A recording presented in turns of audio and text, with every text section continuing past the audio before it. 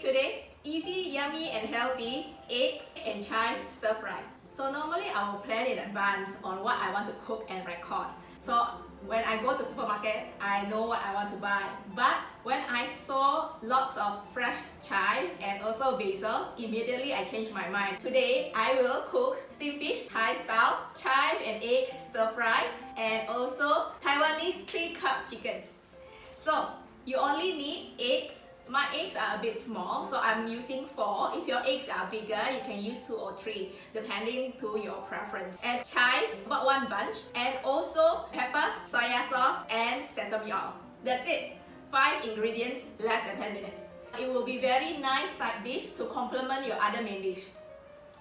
Let's start.